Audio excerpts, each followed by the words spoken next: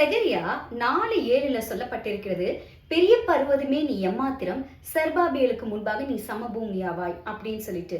இன்னைக்கு நான் உங்களுக்கு ஒண்ணு கேட்கிறேன். நீங்க ஒரு பிரச்சனையின் வழியா கடந்து போயிருக்கீங்க, ஒரு சோதனையின் வழியா போறீங்க, ஒரு போராட்டத்துல போறீங்க, ஒரு வியாதியில போயிட்டு இருக்கீங்க, இல்ல பிசினஸ்ல டல் ஆயிட்டு இருக்கு அப்படின்ற சிச்சுவேஷன்ல என்னைக்காவது நீங்க பிரச்சனைகளை பார்த்து நீ யாரு, நீ ஏன் என்ன தொடர்ந்துட்டு இருக்க, உனக்கு நான் யாருன்னு தெரியுமா, என் தேவன் யாருன்னு தெரியுமான்னு கேட்டிருக்கீங்களா? மாறாக நீங்க என்ன பண்ணிட்டு இருக்கீங்க, பிரச்சனைகளை பத்தி பேசி பேசி பேசி அதுக்கு உயிர் கொடுத்துக்கிட்டே இருக்கீங்க.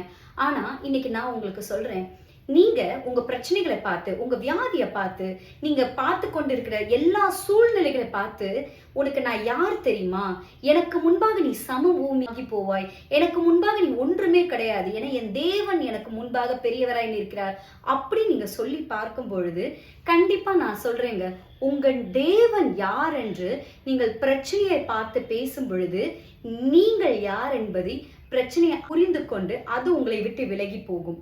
நீங்க பிரச்சனையை பார்த்து பேச ஆரம்பிக்கும் போது உங்க தேவன் பெரியவர் என்பதை நீங்களும் நம்புவீங்க, பிரச்சனையும் உங்களை விட்டு விலகி போகும்.